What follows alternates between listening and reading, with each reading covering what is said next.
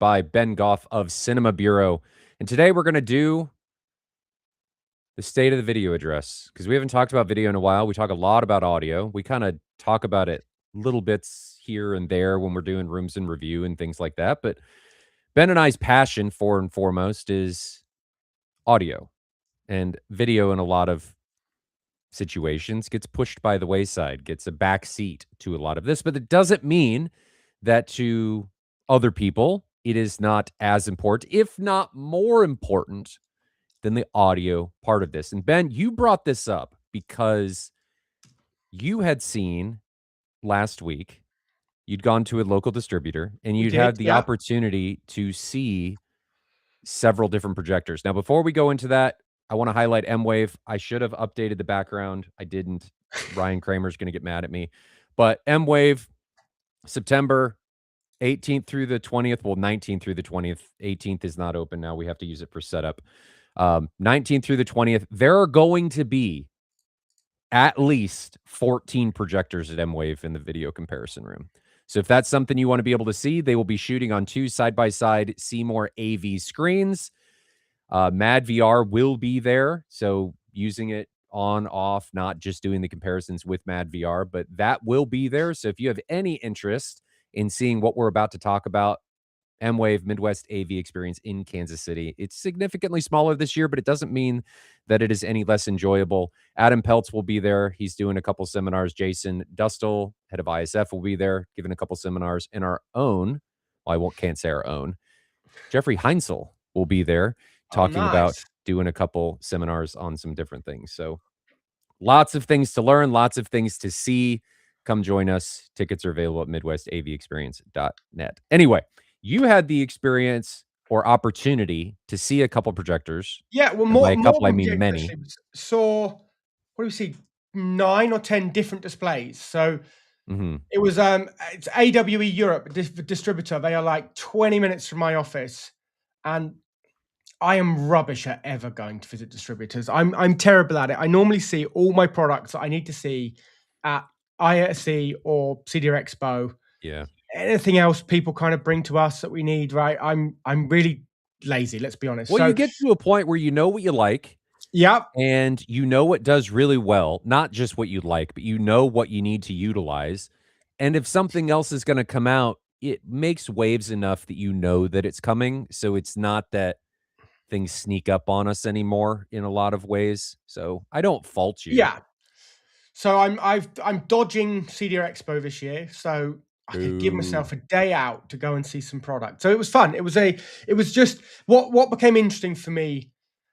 If I think about like what we do in our demo rooms against what I want from a distributor. Now, you know, how a distributor runs their business, that's their business. We're going to pick on distributors for a moment because I think this needs, from a professional standpoint, this needs to be addressed. Yeah. What I want from a distributor is maybe different from what other people want because we have our own demo facility. Now, I know for a lot of distributors, their demo rooms are the rooms that integrators take clients to because they don't have their own facilities or they don't have the right products they want to show. So I know that these rooms get used for end user demos. I get that. But for me, like when we do a demo here, I'm showing the totality of the experience that we as an integrator deliver. So everything from a design, the whole thing, that's on us here. When I go to a distributor, what is really useful for me is to be able to see a whole range of products in the same environment, set up by the same person to get a comparison. So what I loved of what we could do at AWE is in their 2 cinema rooms, each of them have 3 projectors in. So across 2 rooms, you see 6 projectors. They've just put the Sony crystal LED video wall in their lobby.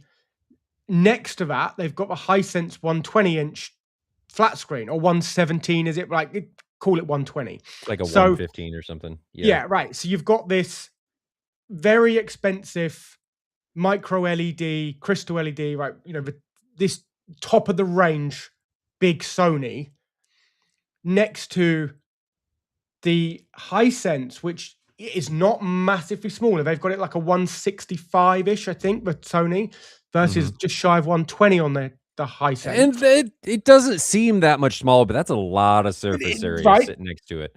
And The that's useful to see in the same Yeah. space how much difference that is. And then you consider the price. You know, the Hisense UK retail is about £25,000. We're talking what, Mhm. $30,000 our price. Who knows what it is with all your import duties, and you know that Loser price could change tax, that any kinda stuff. moment because we'll just stick on a tax today, right? So who knows what your price are, right? But it's about 25,000 retail here. Mhm. Sony was like, I don't know, 6, 7 times that, I Oh, guess. I yeah. forget even what it was, right? That It's Sony wall's expensive. in fact, I think it was. I want to say it was £270,000. So Yeah. so 12 times what the Hisense It cost. is one of the only if I remember correctly, it is one of the only walls, though, that is gloss. It is gloss, yeah, which is Yes. There's interesting, not many, which does make a difference for perceived contrast. right? Absolutely. So, take that for what it's worth, but your Yeah, point with that is, you're comparing dollars versus dollars, or right. euros versus euros on this, or pounds versus pounds. Yeah. Is it worth it? What In did you in a think? room with the same lighting, they're not side by side. They're at 90 degrees to each other in the showroom, right? But Still, they're there. right, the room is lit the same. So I'm getting now a real world in a room, it's they call it resi-mercial, right? So it's a commercial space, but they've made it Mhm, feel kind of residential. And it gives you that real world chance to see the two different display technologies at two vastly different price points side by side. mhm. When we see them on a show floor lighting is aggressively bright, It's very bright. and every stand is then lit differently. So actually seeing different displays in the same room is not always easy on a show floor. So it's Mhm, useful, right? And for me, actually, it's something that AWE have done really well to let a dealer go and see back to back to back the same things in the same rooms and where they're different. So hey, we got off to a bad start on the Sony because I didn't like it. That was kind of the one thing I went to see. Didn't like it. I'll be honest. This is the somebody wall? from AWE is probably watching. I'm going to get punched You soon. didn't like that Right. wall?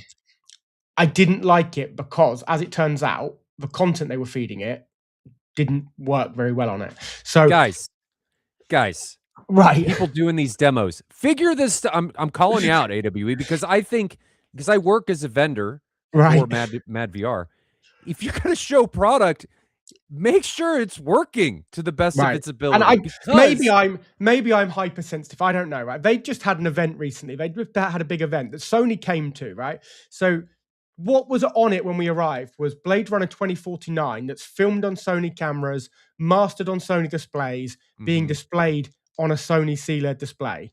mhm, I asked what the file was, where it had come from, how it's being played. It was a USB stick. It was a Sony supplied trailer. I now know it was going into a Blu-ray player that was then feeding the display. But it had this weird thing. It was almost like it was tearing occasionally. It was like almost sort of describe it as, I mean, it's not rainbow effect, nothing like that, but it gave me that same unease occasionally. And I was like, I couldn't work it out. I was really disappointed. I was like, okay, well, it's really expensive. We can't spec this. This is a disaster because I really wanted to like it. We changed from MKV files to MP4 files. They had a whole load of stuff on these USB sticks. Every MKV they played had these weird artifacts. Every mhm. MP4 they played, beautiful, stunning, images incredible, everything I could want it to do, it did. And it's like, it shouldn't, you've just Guys, had a big event. It shouldn't take me to sit here and say, guys, guys, there's something wrong with that content. yeah. But hey, we worked it out. The screen's lovely. So a blip. And It's that a may lovely, not right? in that context, that may not have even been the wall's fault. That could have been the player that it I'm was gonna go connected with it to. was the Blu-ray player's fault. I don't think because it was an MKV versus an MP4 file thing. Mhm. I do not think it was anything to do with the display. I reckon it Yeah. was how the file had been encoded or how it was being decoded on the Blu-ray player. That's an No, older wall. Have they updated that recently? oh, it was a brand new. It's literally just gone in on demo in Well, the I know last that. week I'm or saying, two. has So that model been updated recently or if Sony done it's a pass. gorgeous wall. It's Sony has that wall has always been really pretty. Um, especially because of the gloss finish. It's not the greatest in something like a living room with lots of ambient light, but for a like a more dedicated space, good wall. Expensive, good wall. Yeah. So yeah, What it do you like think of the Hisense? for the money, I love it. And here's a real challenge, isn't it? Because a lot of what we do in cinema, we hide, right? We try and hide the speakers normally. Mhm, We rarely build rooms where things are visible. Projection's going to be in a dedicated projection room, or at least in a hush box. It's going to be as hidden as it can. I mhm. like to get speakers inside walls. I want to remove distraction. Okay, the brand name on a speaker or a projector doesn't really matter to me.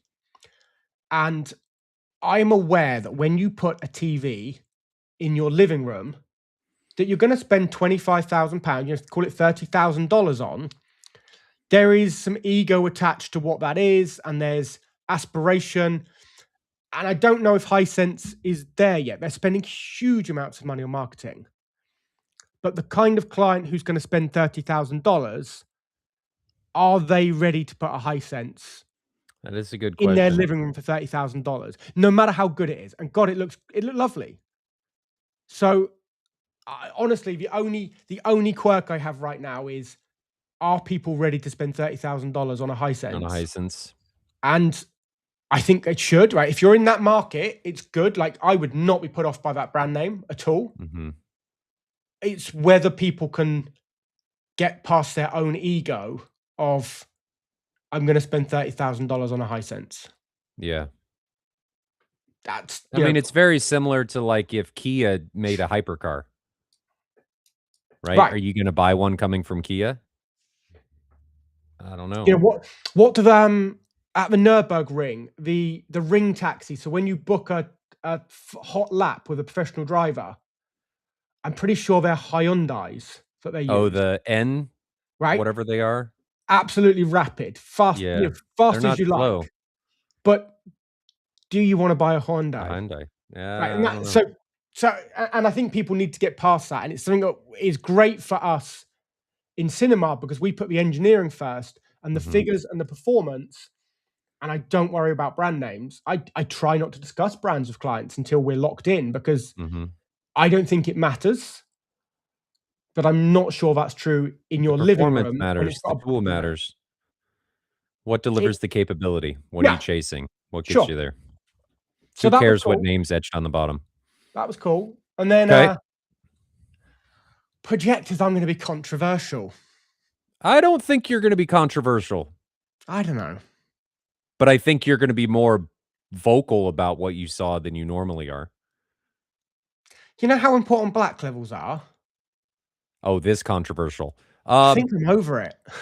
uh, I mean, you've kind of been saying that during your demos for a while. I mean, you've I got know. the Barco, you're going more commercial, and I think commercial has taken a approach of now, let me throw a caveat into this. This does not mean because I'm on the same point that Ben is.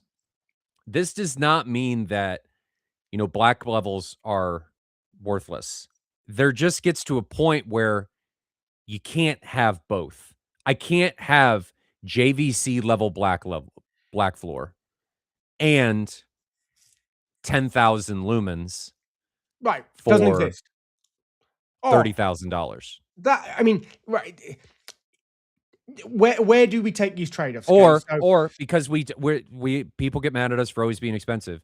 I can't have, whatever level of take a single chip DLP, and I know it's getting better, but there's a lot of artifacts and stuff that go with it. I can't have 6,000 lumens and a 40,000 to 1 native contrast ratio. It's not gonna happen, right? no. It's a either or kind of decision. You've gotta choose which compromise am I willing to make? And so Ben Yeah. is not saying that he doesn't value native contrast to the black floor. He's saying he values the brightness more than he values the native contrast. As long as the native contrast, I think is where you're going, is good enough. Yeah. it needs to be good enough. Exactly that. So in the smaller room at AWE, we had I've written them down so I remember them. I did at least some prep today. Right, we had the Optoma UHZ 68 LV. Hey, I'm slightly biased towards Optoma. I got it in how long ago? A lifetime ago, I worked for Optoma. You did? Yeah, I have some fondness. I had my own little dark room. I was in product development Optoma, so I have some bias, right? I like the products at the price points. I think they do great things. Yeah, they're really cheap in a lot of Right. applications. They've Which also got doesn't the necessarily mean bad. Sorry? Cheap does not always mean worse performance. Optoma Low brings a cost. lot to the table for not a lot. They do have we talk all the time about compromises. You are going to give up things. There are Right. gonna be some niggles, as I'll use Yeah. something from Ben that get you, like the Optima, something 50 had its own not intentional bias lighting where it was shooting light out behind the lenses, and it's just Yeah. to get to the price point that they're trying to get to, there's going to be issues. You Right. gotta give up something. Right. And you know, at this mass market, every cent and every dollar counts, right? You Oh, know, no there were times question. I was speccing things like remote controls that I knew was for a projector which was going to end up in universities and in lecture halls. So we're about to place like our first opening run of manufacture will be 10,000 units. If we take the 50-cent remote or the $1 remote or the $2 remote, right? In this use case, in a lecture hall, it's going to be RS-232 in those days, right? Absolutely every time. That remote, if it's even used the day it's set up, I'd be amazed. Then it's going in the bin. If I buy the $2 remote, which had a backlight, it was much nicer, on the opening production run, that's $20,000 of remotes against $5,000 of remotes. Take the cheap one. Yeah. And that trickles into everything, right? In the lens, right? So of course they're made to a price, but they can do great things. So you put that next to the Epson QB1000 and the Sony Bravia 7, right? I mean, without even seeing them, we all know the Bravia 7 is leagues better. I mean, it's better in every way, except it's not, because it's beautiful in pitch black conditions in a jet black room on a small enough screen. But if you try and push that screen too big, if you've got white walls, like it's great having JVC contrast levels, but if you leave some step lights on, all bets are off, right? Yeah. So I think low cost projectors, if I look at what Cinema Lutter did to Christy and I think almost 100% of the low cost projectors we sold last year were Epsons. Yeah. And having seen these three at the same price point, what will we continue to sell? Epsons. Now, talking about price point, the big players recently, at least for consumer direct brands, have been AWOL Valerian and the Exumi Titan. Right. Those have been two big players. And I had a thought last week, and I ran this by one of my local friends, John McAdoo. And John has actually both of them, and he has a JVC. So he has an NZ500, he has the Titan, and he has a Valerian. And he likes all of them. But I ran this by him to be like, is my thought making sense? Because I know I'd thought about this before, but it was part of like, are people not thinking about this? And I think a good portion are not thinking about this. And you brought this up with the Optima. And that is, let's say you get the Valerian or the Titan because you want brightness. And I bring this up because I'm seeing more threads on this on AVS. I'm pretty active on AVS and I see more threads, and there's some really active threads for this specific thing. And people talk about, well, it's got speckle, right? It's a laser, single chip DLP, 3-chip DLPs struggle with this. We'll talk about this in a little bit later because I actually looked at some XY materials um, over the weekend with John, or last week with John on the Griffin. And so we'll come back to that. The Griffin is not immune to speckle. It has speckle. Laser, it's an issue with lasers. Well, that's one thing you have to get around. More so, the Valerian and the Titan have pretty significant speckle issues. And one of the ways you get around it is you use a diffused screen like woven material. Yeah. But what is the compromise when you go woven? You lose gain, right? You're not going to get the positive gain. So the thought that I had is people are chasing these brighter projectors, right? But they're taking those brighter projectors and putting them on a 0.7 gain screen. Why are you compromising in some ways, getting this brighter projector and then throwing away everything that you wanted from it with the screen? Wouldn't it? Yeah. And I ran this by John because he bought this NZ500 recently. And he's like, if I could get the brightness, I would 100% every time, and I know I'm speaking for you, John, pick the JVC.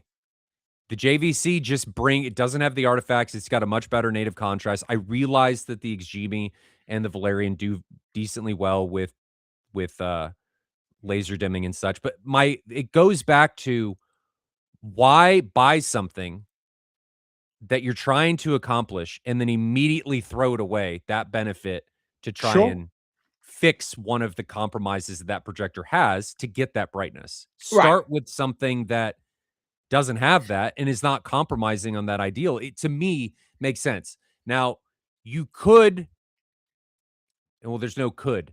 The John could then theoretically throw like a positive gain screen of like a Stewart ST130 at it, but his problem is he sits 9 feet from it and he's going to Yeah. see the speck hole, so he couldn't do it. So he what's acoustically transmissive no matter what, acoustically transparent. He needs woven. So for him, I get it. It's, he's got a woven screen. The Xgimi is going to be brighter. He made the choice given what he was going to have. Like I have to have a woven screen. What is going to deliver X, Y, or Z? Well, I like this one because it's brighter. Yeah. That was his decision. But that was my noodle thought last week and over the weekend is I feel like a lot of people aren't considering that. They're like, "Oh, I'm getting 6,000 lumens." And then they don't realize they go to F4, they're significantly lower than that. And then they're going to Yeah. throw it on a negative gain screen to get rid of the speckle. I'm like, Yeah. you've just gotten rid of every benefit that it has. So my point with all of that is not to say that those projectors are bad. It's to say you need to think, we talk about this a lot with audio in theaters, everything is a system.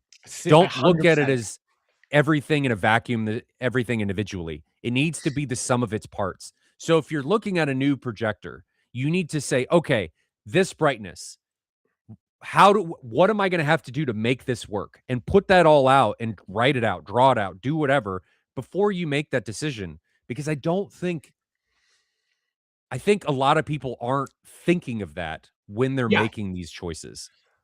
Yeah. And factor that whole thing through from seating distance, screen size, Mm-hmm. which determines screen area.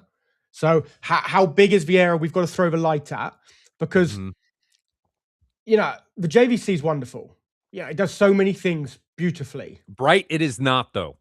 Would I want to, if for my money, would I want to have a JVC on a screen wider than 3 meters? Probably not. Not for my money, right? For No. my money, I'd go somewhere else. No. And that's the trade-off is it's great at what it does, but don't push it outside of what it's good at. And that was actually a shame for the Optoma I saw for me, that the Optoma had all the brightness I needed on the screen size we were seeing it. Mm-hmm. Its trade-off was that I couldn't escape the rainbow effect. Mm-hmm. Now, hey, when I worked at Optoma and with DLPs since, there have been DLPs that I can almost choose to detune myself to rainbow effect. I almost have that ability to switch it up as long as it's close enough And sometimes I just don't even see it. When we've got really fast color wheels, or like some of the older Optoma cinema projectors, I just did not have a concern with rainbow effect. On this UHZ 68LV, I'm pretty sure that's what it was we saw, I couldn't get rid of it. And my concern there, and this is where, hey, a distributor works because I could take a client to see it. But if I've got to sell a projector unseen, it's purely going on my recommendation. If I put that Optoma in and the client sees rainbow, I'm taking it back. Now I've got an open box Optoma. If I put the Epsom in, you might, depending on the screen material, depending on the seating distance, you might see some chicken wire effect, right? The gaps between pixels do become visible on that. You're saying like a screen door effect. Right, exactly that. There is Pixels some bigger, visible artifacting there on that projector. Is it a deal breaker for a client that sees it? And they might not see it. If it's a woven material and if they're sat far enough, they may never even see it. Probably not, yeah. But if they do see it, are they going to send it back? Or is it within tolerable?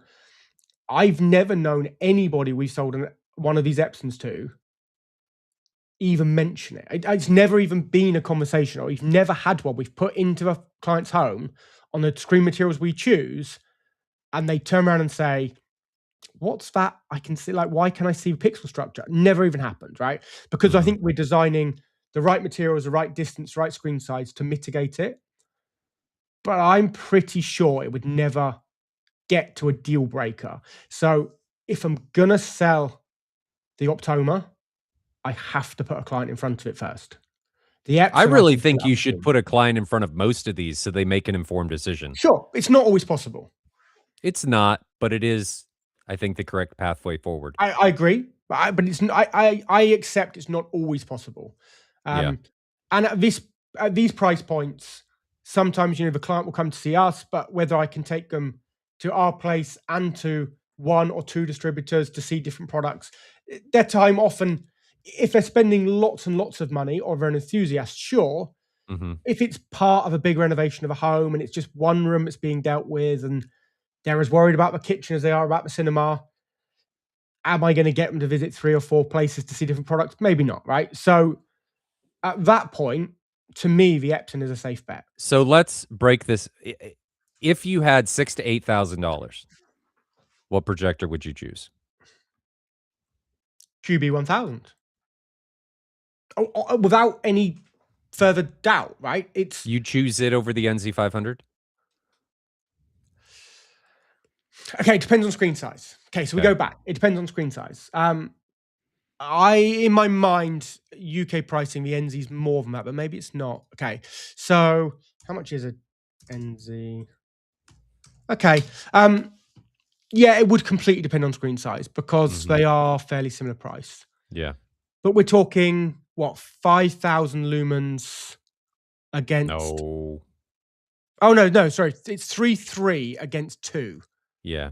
So it is significantly different. It's not as significant as one may think, but on smaller screens, it can make, I mean, it's over a third difference. I think the other one to throw in there, depending on what, you know, people always like, Ryan, you don't like it. I think it's not as cheap as it once was, but the Extreme Titan Noir Max, for that amount of money, the brightness that you can get, the laser dimming's decent. People talk about the tone map. It's got a lot of things going for it, but it also has a lot of compromises that go with it, like the Epson does, like the JVC does.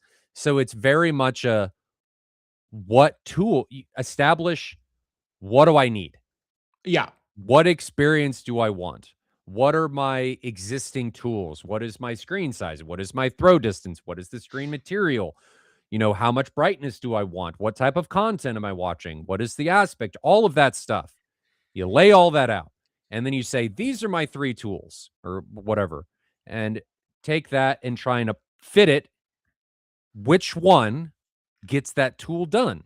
Right? If I'm on a construction site, I'm not going to try and hit a screw with a hammer. Right? I'm not going to do that. It's the incorrect tool for that job. I'm going to use a screw gun, maybe an impact, depending on what I'm trying to do. It's the correct tool to do that job. So make sure you're using the correct tool to do that job. I think So all three of those have their place. in the US, if you're who are you buying the Eximi from? Is it direct? Yes. Okay, so I've not got loads of eyes on it, but for me, what's really important, it will be important for myself and for clients, is I know with that Epson, if it fails, the distributor holding stock is 20 minutes from my Yeah, house, I right? agree. I am gonna have another one in the back of my car within 25 minutes of a phone call saying it's failed. Yeah. I'm gonna be on site however long it takes me to drive, right? The switch out immediate fix to a client problem when I've got a local distributor that gives me good And that's support, something that you pay that's for. got real value. Yes, there is a value to be had with that. Now the question becomes, primary audience on this show is enthusiasts. Does that is that a value add to them? I don't know. It depends on the person. So, like I said, just pick the correct tool. Right. So I think in that price range, depending on the need, the Epson, the JVC, and the Titan are all great potential Now options. now we talking of tools, we've now got to jump to a question that's coming from Macro Proxy, because he's fired this straight at you. This is a direct question to you, Ryan. You don't think it's ever worth going low gain if you have the brightness to maintain 300 or 400 nits versus 900 nits? Now, I'm not familiar with many projectors in the screen sizes I'm playing with that are going to hit 900 nits on any screen material. So, over to you on this. I actually think a lower gain is the better option. And the reason I do is because lower gains typically have at least some level of ambient light rejection. You can play with gray materials, which are going to perceptually increase or make better your black floor. Sure. There's just benefits with going low gain. So I think that door opens when you have a high brightness capability projector. And is actually something that I was looking at with John on Friday. We were looking at some gray materials, and I put up the gray material, and it's the only one that I know of that'll get the screen height that I need because my screen Yeah. is decently tall. It's not enormous, but it's 7 feet tall or so, 7.5 feet tall. So it's not small. So the limiting right now is that not enough people want gray materials. They haven't opened up the bigger looms to be able to manufacture these materials because they're woven. And we put up a gray XY material. And it was kind of an interesting material because it looked like it had gray and white in it. And the problem I had with it is I could see texture in it and it wasn't smooth enough. So I was comparing it to a Harmony G3 from Stewart, a Seymour Screen Excellence Neo, and even the 8K material from XY. And it just didn't that material, that gray 4K, you could see all the texture and it had this weird feel to it. And the Sure. interesting part was the black wasn't actually very different at all from the white. Right. It was close enough that if I left the room and came back and you didn't tell me you changed the material, I don't know that I would have noticed. So So, why okay. am I going to sacrifice my white point for something that isn't really perceptually different? Now, Let me flip it. Let me flip this the other way. Are there any positive gain screens that you like? I want to highlight this by saying Positive being above 1. it just like the projector, it depends on the need, Okay. right? If I'm going into a room and I've got a bigger screen and the client says, "Hey, I've already got an NZ500," I'm probably already going to be thinking positive gain screen because I need to augment And that what would you use? limited bright. Which positive gain screens do you like? Big one, which I think is the best in the industry, is the Stewart ST130. 130, okay. I mean, it's really good. Sure. It's really good. It just it could The perf, if you sit too close, you're gonna see perf There's holes. your trade-off, That seating is the big distance. one. Seating distance, and you are compromising the audio. There is more audio attenuation on a perf Yeah. screen. I mean, ideally in my room, what I would like is something like a Stewart Gray Matte 70 with perf holes that I can't see. That's where I'd like to be. I think that Yeah, it's gray. right. But we've got trade-offs, haven't we? So I will almost always take a woven screen for Mhm. exactly the same reason what I said about the Optoma.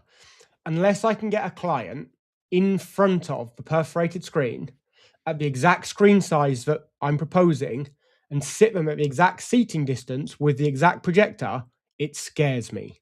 It does, because it's an Because unknown. Are you if gonna see you them or are you see not? those perfs, you'll never unsee them. Well, not only that will you see them, there are projectors, like the Griffin's really bad with this, where the lasers will actually refract on the perf holes, and you start seeing these RBE artifacts on all of Yeah, the perforations. So there are benefits, but I'd say even more so than the projector, you've got to see the screen right. because it makes people that'll say, "Oh, screen doesn't," dude, it matters.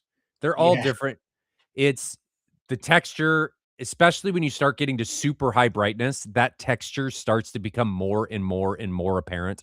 yeah, Lower brightness, I don't know. I don't, it's harder to see, but when you start getting in it, I could easily, we put up a bunch of different materials. The texture was probably the biggest differentiator between all of these materials and how they actually looked. Were they flat enough? Were they not? And the brightness is a big part of what made that visible. So to me, if you've got a brighter projector, it opens up some doors on choices on which materials you can do positive or negative gains. I think negative gains are typically better in a lot of ways because mhm, they don't have your off angle viewing is more consistent. They have the ambient light rejecting properties in a lot of those materials. There's a lot of yeah, positives that go with a negative gain yeah. screen. So it's an interesting thing, right? So when we build a room, I need a client to trust me on the audio because we can't Mhm. demo that system in their room with their acoustics on their dimensions, their seating. We are going to design and build this system ground up, complete turnkey room. So there's never an opportunity to demo exactly what we're going to build for them. Every single one is essentially a beta test. We're Mhm. designing engineering it to the limit because we cannot demo it in exactly the way it's going to be built. Because Now, two rooms, different size, they sound different, they behave different. you But say 2 video, rooms, and I think this is a good question for this. This is pertaining to video. I'm now regretting buying the NZ800 now for a 150-inch Seymour woven screen. Light controlled room with Mad VR Extreme. Room will still under construction. Haven't seen it. I'm guessing you got a Seymour Center Stage XD. The Center Stage XD is actually one of the higher gain woven screens, so I don't think you're in that bad of a position, if at all. The interesting thing about video and audio, the human memory is god awful. It's really bad. yeah, And the reason I bring that up is because if you watch something in your room, you're probably going to think it looks great, regardless of the brightness. You're going to 100%. think it looks great. You're not going to be able to tell the brightness of that screen unless you put something else right next to it. The right next to it is what allows people to go, "Oh my god, this is like night and day." Unless you do that, you will not know. Yeah. So if you don't wanna worry about it, just don't do that. You will enjoy your experience. Right. David, Are that you gonna get projector. it as bright as a mum and pop commercial cinema? Because No. if that's your reference, Oh, yes. Yeah. you're gonna get it there, right? But you know Are what you he gonna is get gonna it get? to sorry? You know what he is gonna get from that lower light output? He's gonna have a better black floor. Sure. Black's gonna be incredible.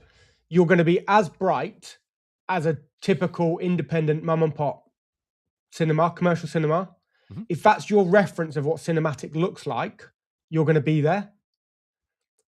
Is it gonna be as bright as going to a Dolby cinema? No. Probably not in this case, right? We're not gonna get there.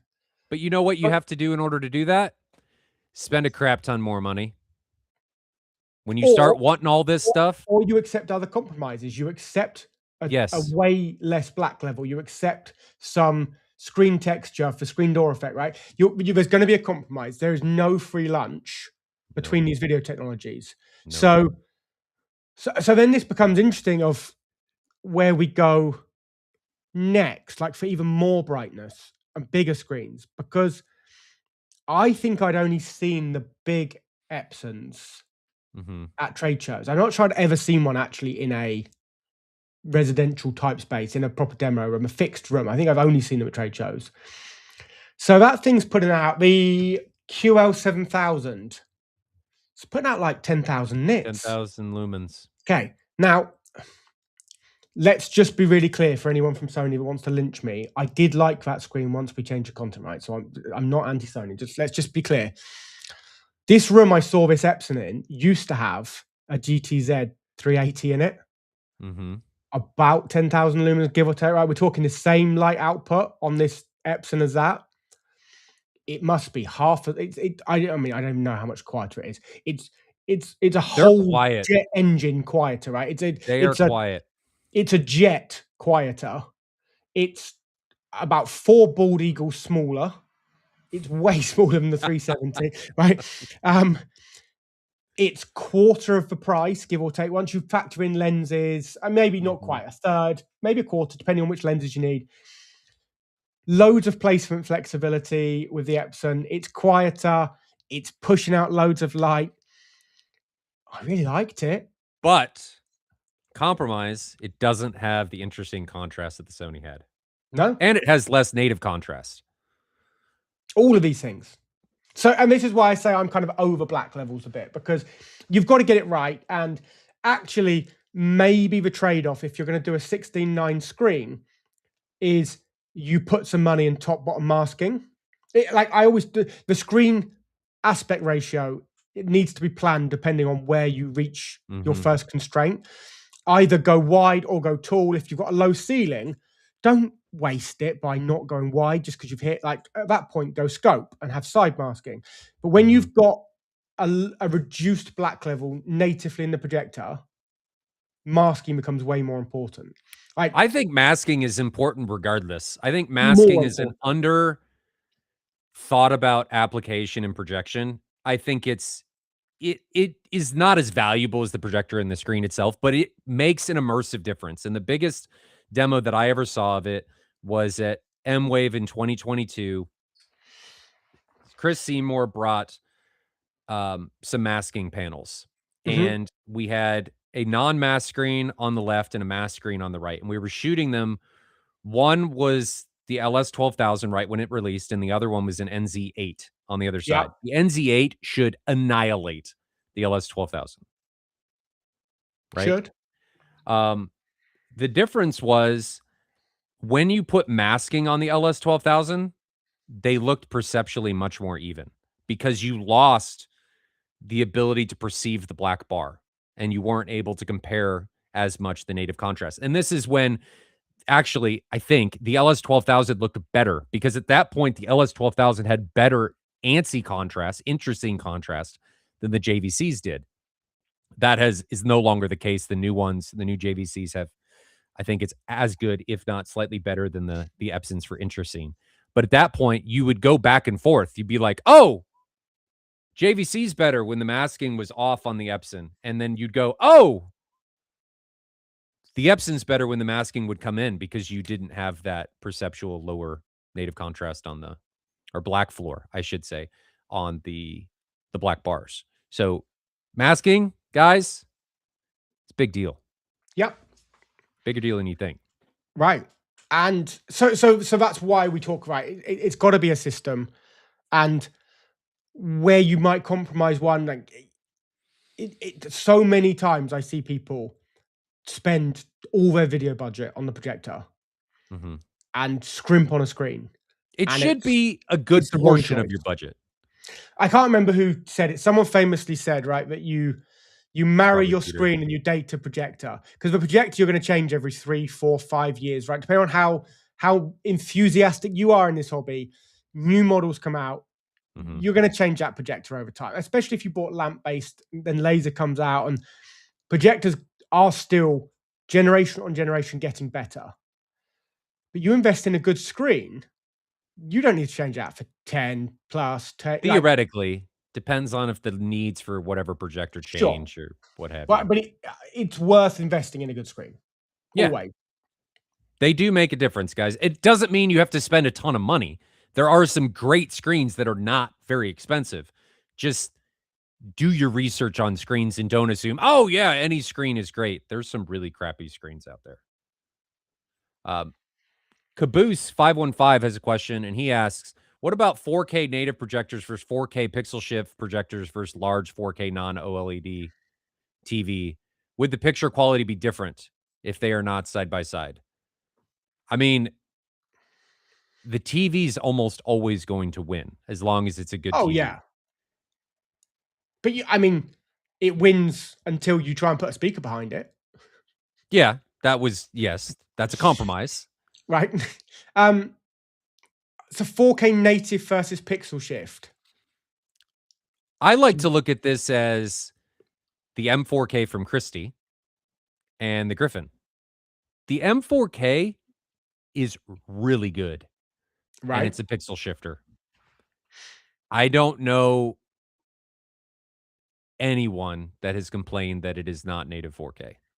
And you know what you get from a non-native 4K projector? Typically better native contrast. Sure. Your pixels are bigger.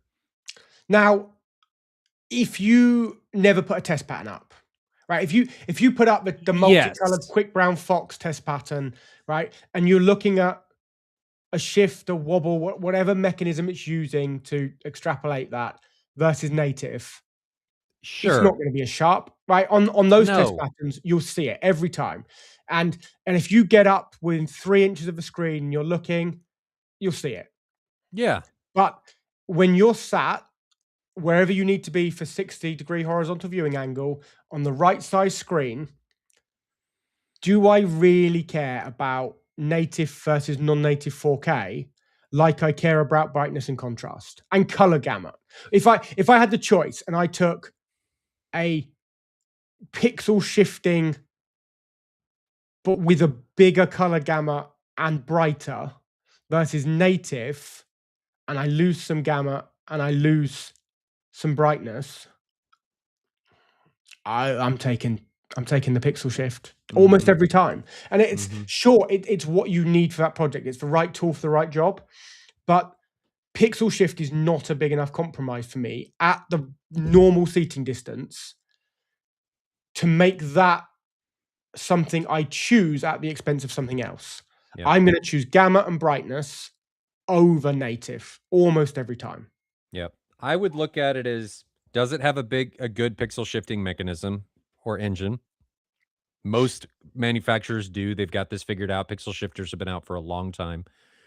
I would look at other specifics before I even look at that. Sure, there's certain applications that it can become an issue. If you're highly sensitive to screen door effect, maybe it becomes a problem. Sure.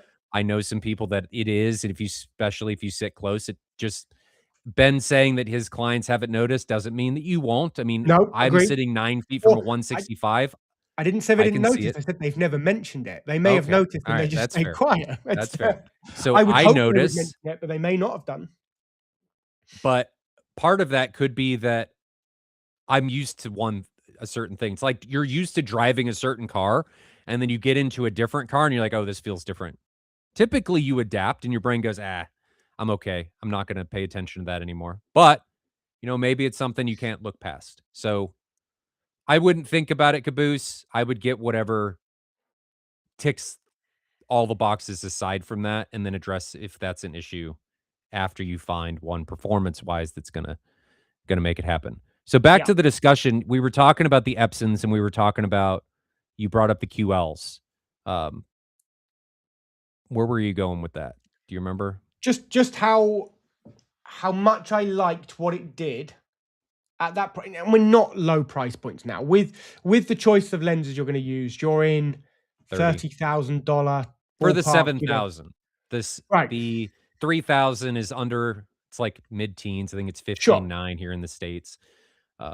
So The just seven the depends on seven's what you not want. low cost, right? It's not a low cost unit. you're putting it against the top of what Sony and JVC do. And for a long time, I had a bit of a gap in products that I really like. And hey, we'll always choose what's right for the client and for their project and what they need. But there will always be things that I naturally think to myself, I'd spend my own money on this. I'd put one in my own home. And there had been a bit of a gap in the lower JVCs that I probably saw the value in for a screen size. I might put them on.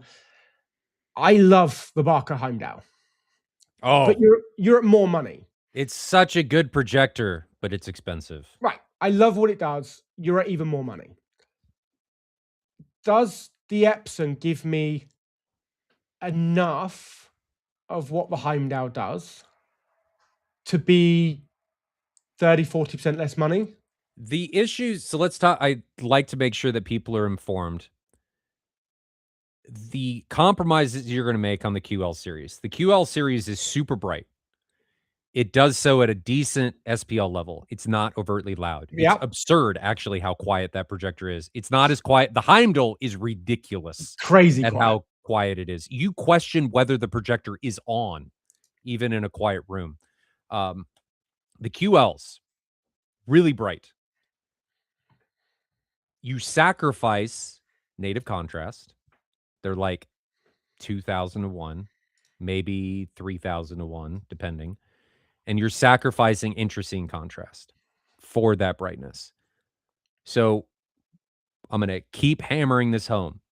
You got to make sure you choose the right projector for the right job. Because if you have an enormous screen, and that is your budget, the QL may deliver, especially with paired with the correct screen, may deliver a more optimal result than if you were to do something like a JVC or Sony.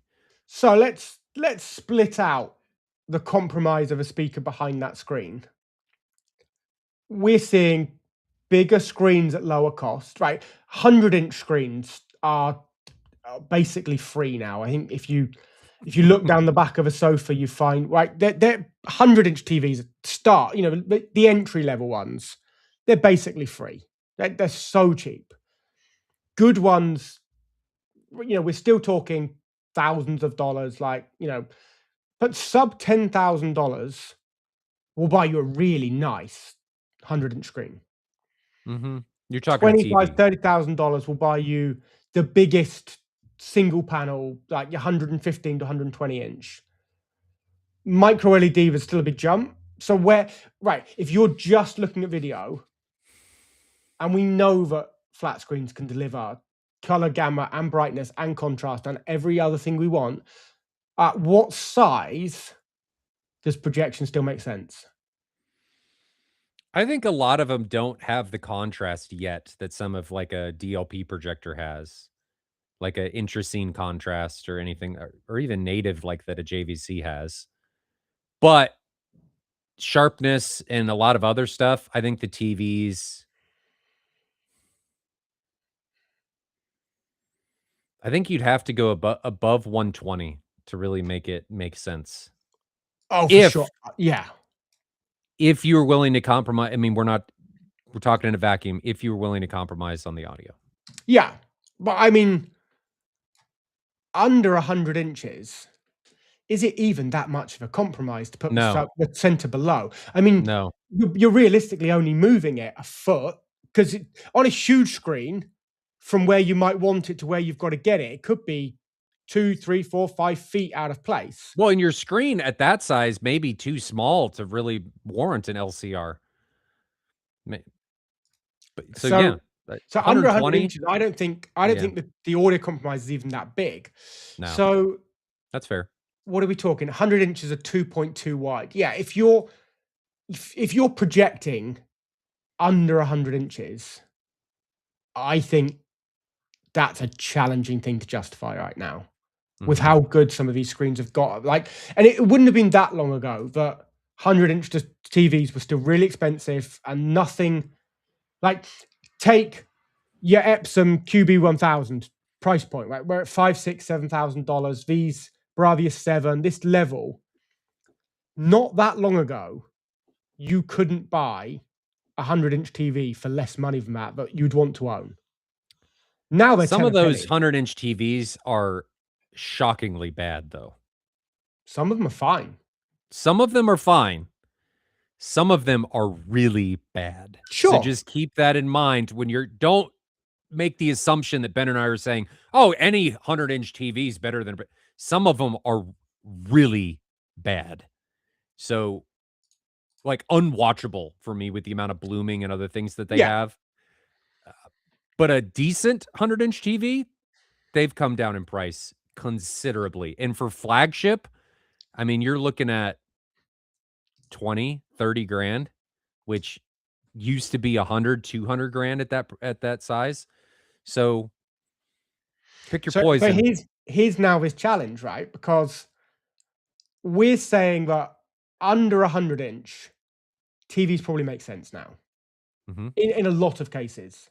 Mhm. So it's your 100 up, but there's gonna be a point where at these price points, you can't throw enough light to the screen to work. I would try and keep a JVC, any of them, ideally under about 150 inches. Yeah. So in this 5 to 30,000 pound price bracket, projection almost only really makes sense from 100 to 150 inches. Outside of that, you've got to spend more With money or change with the technology. exception of the QL 7000. With the exception of the QL series, you can go bigger than that. Yeah, right, sure. Exactly that. So that you're talking $30,000, that will get you there. For sure that will get you there. That you'll push 180 inches off that and still make it look lovely. Now, keep in mind that you're not just extending out diagonally. There is a significant increase in going from a 120 to, say, a 140 in surface area of that screen. So it is substantially larger, even though it's just 20 inches. I mean, it is a lot more screen. So a lot more light that has to be lit up. It's spread out quite a bit more. But you are right that for in that price range, I'd like to put it at like 135 is where my limit would be. I think 150, if you put it on the right screen, you could do 150 pretty easily on any of them, like the Sony or the JVC on a positive gain, say an ST130. I think you could do that at 150 and it'd be a great image. But past that, you're really going to want to start looking at more brightness, especially as people get more accustomed to brighter and brighter displays. Right. Like I watch daily 300 nits, and I don't think I'd want to go lower. It's just transformative for what content, Yeah. HDR, and everything looks like. It's amazing as long as you have good enough native contrast and really good ANSI contrast. The image is spectacular. So just pick. 300 nits is the right answer, and it's there is a lot of reasons why like DLP HDR, the HDR digital, the DCI HDR specification, why they landed at 300 after working with studios and grading content to a whole range of values. Up to 300, people absolutely see benefits. Like you throw viewers at it, people see benefits. Yeah. You go It up to doesn't 4, 5, 6, 700. There is benefits. People sometimes will say it was better, but we're talking diminishing returns. Up and to it gets 300, way more expensive. everyone says, like from 1 to 2 to 250 to 3, people absolutely vote it's better.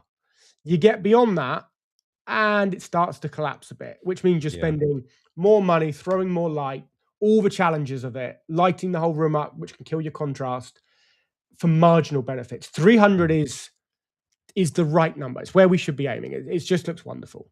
Yeah, I do enjoy it. Where was I gonna go after this? I don't remember. We were talking about those projectors. And hey, we've had a couple of points. One from Mr. Aylett, who's firing his thoughts in. Oh, is he texting you? No, Pipe Dreamer 1234 is Mr. Aylett. Oh, that's Peter? Maybe I've just Oh. outed him. I don't know if that was common knowledge, but that's Peter.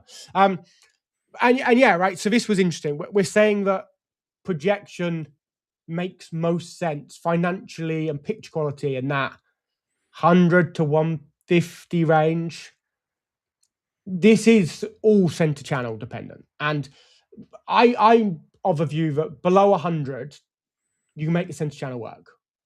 Even by 120, 130, it's starting to upset me. I'm really sensitive to it.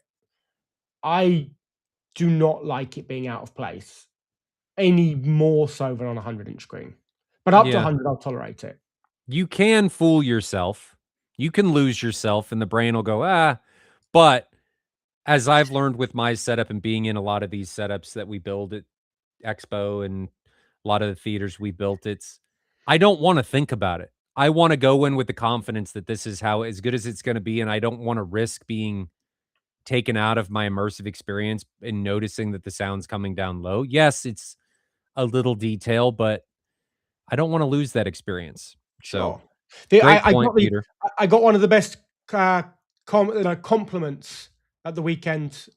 So the media room, the per listen room we've got here, we intentionally put a load of compromises in place to show how we design around them. The room's not a perfect cube; it has a sloped ceiling.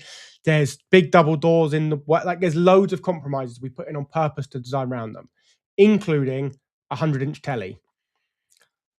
When somebody says to me, you can barely tell that the center channel's under the screen. It's above. Oh, Yeah, there you go. you can't tell it's below the screen, can you? Like, if you're fooled enough to even be commenting that that center channel is under the screen, you've got no idea that I put it above. So Yeah. it's on 100, we can make it work really well. We can get so you're not far off. You're 18 inches away from where you want it. It's not far off. Angle it in, choose the right speakers. I think you can make it work 100 and below without real compromise. So a couple of questions before we wrap up. Paul Travasino asks, Ryan, if you spent the same amount on video wall as you did on your projector screen, would this video be significantly better? How much did you When I spend? bought What's it, your retail? What's your retail on screen and the display? Griffin's retail, you're probably at like 130 total for video.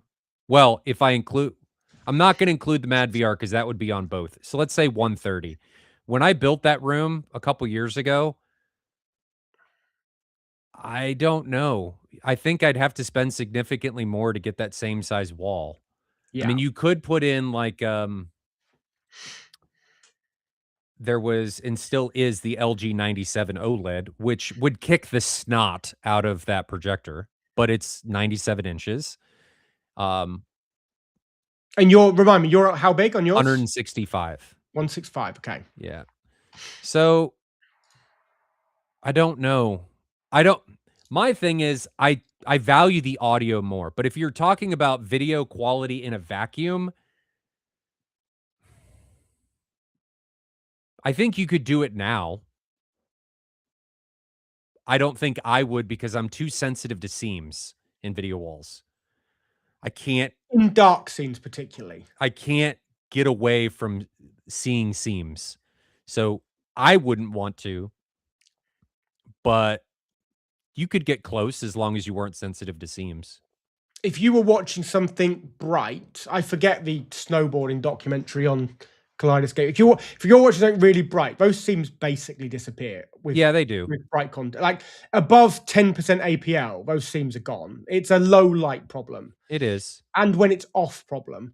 But so that puts you in the realms the same size as the Sony I saw at AWE, Mhm. and UK retail. That's what I think they said, £270,000, Mhm. more than your display and screen combination cost. Mhm. And I wouldn't there wanna are deal with the power and being married to it because people say you're married to the screen. Dude, you're married to a wall. Like, it's sure. there. It's more of an issue to get it in and out. So, I don't think I'd consider that change even for video quality. I think the Griffin brings a lot to the table. It If is a you lived in a phenomenal display. penthouse, I mean, this is why I always go with video walls, right? If I lived in a, if I had paid more for the view out the window than the $300,000 display, I'll pay for the display, right? Yeah. If I live on Miami Beach and I've got a penthouse and I've spent $1 million more to have that sea view, I'm going to leave the curtains open. I'll take Mhm. whichever display works so that I can And still it's see not gonna be a sunset, projector. right? So it's not going to be projector. And I've joked for so long that video walls make sense in penthouses where you've paid for the view and you don't want to close the curtains. Yep. In a cinema, we're not there. For No. me, David Cook asks, "At what point does professional calibration become worth it? Can the average Joe tinker with calibration, or do the out-of-the-box settings get most people by?" Out of the box has gotten a lot better if we're talking about video. It's gotten a lot better. That does not mean that there is not a substantial perceptual difference because the last X percentage can make a dramatic difference, and it does. And if you're coming to M-Wave, it will be right. showcased what that difference looks like. I think every time for projection, it can make TVs, the calibrated modes have gotten darn good. So good on a lot of They've them. gotten really good. And since they're self-emissive, they're very consistent. Projectors, big time difference. Yeah. Now, and that comes because, like I think back to when we were Optoma. So every single one, and I had no idea before I worked there that this even happened, right? Every single one of those projectors gets fired up and measured Mhm, on the production mhm. line. So I had a spreadsheet. I could go in by serial number and see what the actual light output of every single unit was, what the ANSI contrast was, what the uniformity, the corner to corner uniformity was, right? We had all this data on every single serial number. And there was some flexibility. Luminance drifts by maybe plus minus 10% from the number that marketing give you, right? If it says it does 3,000, some are coming off the line at 2.8, some are coming off at 3.2. They're not all the same. They are often being tweaked so that their calibrated mode is like they might not all be coming out looking exactly the same. They can get dialed in during manufacture depending on how much the product costs and what time's put into it. They can tweak those, but they don't know what screen you're firing it onto. And not all screens are the same color. Let's be honest. If you go gray to white to slightly creamy off white to a wall, like screens are not all D65 white. No. So that's going to throw it out straight away. The size, the light coming back off the walls. If you've got red walls, it's going to throw a red color cast on. So those things don't really affect a fixed screen panel. All of them affect a projector. No matter how good it comes out the factory, it might not be right. So which bits would you tinker with if you didn't have a meter?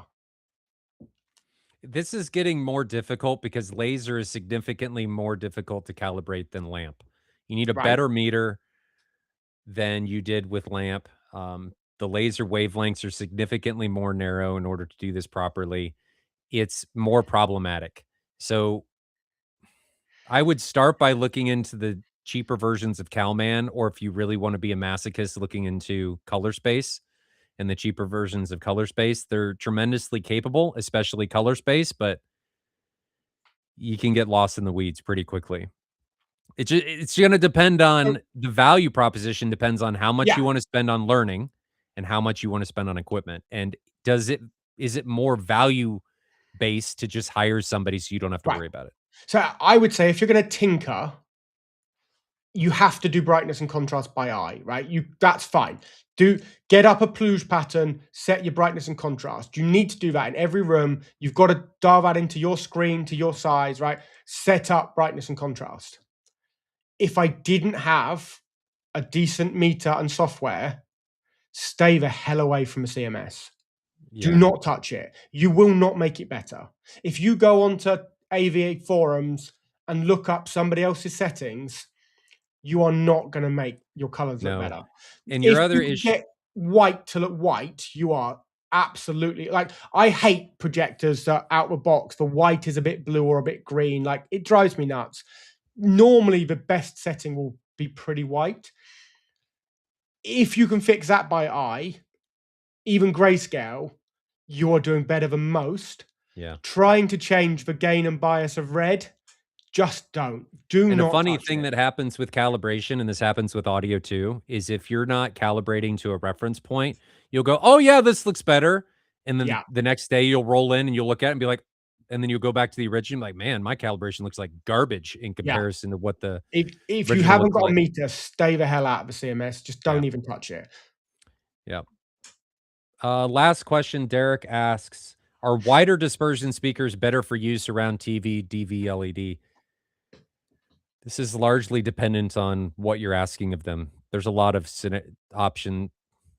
There's a lot of things and characteristics that go into what needs to happen with this. So maybe. As is with a lot of things, maybe. Yeah, Maybe, maybe not. it Did you depends. see the new There's speaker? no Speaking of simple wide answer. dispersion, did you see the new speaker announcement? I have seen a image of it. I was aware it was coming, having Mm. not seen it, I but was aware it was too. I'm excited about that speaker. yeah, I'm not gonna hear it at Expo, so I'll need to get hold of some to listen. I will get to hear it. Yeah. I I will didn't get need to to hear hear it. it. It's gonna be cool. Hopefully it's I believe that's in the room that will have the new Officina Acustica products, I yes, that's believe, in right? our room. Yeah, Oh, I'll it's the be room there. you're fine, cool, right, Yep. that room. I'll be there. Christy, Officina, Sendo, Storm, I think Seymour's in there. We're all in there, all in there Cool. together, all suffering in silence. But nope, we'll be there. So if you'll be at Expo, come see us at that sound room. Haha, Uh, Derek just said that's why he asked. oh, He's seen well, there that you go. announcement too. Yeah, I'll retain judgment till I've seen measurements, and Yeah. I need to consider what room you're putting it in. Like, there's loads of questions, but as I understand it, that speaker has a really wide dispersion, which means you've just gotta consider you're throwing as much at the floor and the ceiling as you are at you, Mm-hmm. and that sound power all now so you've just gotta work it out. You do, and you got to manage and use it as a system, not everything individually. Well, we will wrap it up from there. I think tonight it'll just be me solo. Jonathan's running a movie night, so I will be doing the stream, just answering all of your guys' questions solo this evening, 7 p.m. Central. If you guys need anything, have any questions about anything, need any gear, need pricing, feel free to reach out to Ben and I. Ben does more on the design stuff. If you need gear, have questions or anything, feel free to reach out to me. Our contact info is below. Quick exciting announcement. We are now offering 0% financing. So if anybody has any interest in any of that, feel free to reach out. Look at you on the We can get salesman you. front there. Hey, it was something that it just came about, and I think it makes things a little more approachable. And at 0%, I mean, it's like free money. So why I wouldn't you do it? next, you're gonna be selling used cars, Ryan. You know, it is something that I'm trying to do once we get this You've new got a few shop. cars you're looking to sell anyway, haven't you? Nah, get this new shop. I do need to get my dealer's license for things. I was trying to get it last year, but it didn't quite work out given the location of my shop. So we'll be that's a totally different conversation, different business. But if you guys need anything, feel free to reach out. Again, our contact info is in the description below. Well, Ben, it was a pleasure. I will miss you at Cheers. Expo. We will not be streaming next week because I will We're be not. gone at Cedia. When we get back, hopefully I will have some time and we can go through what was at Cedia. Maybe we can have some people on that were able to walk around. I have limited time in being able to walk around, but no streams next week. All right, we'll wrap it up from there. Ben, thanks as always for joining us. Let us know if you have any questions, need anything. Stay safe out there. Enjoy those home theater journeys, and we'll see you guys in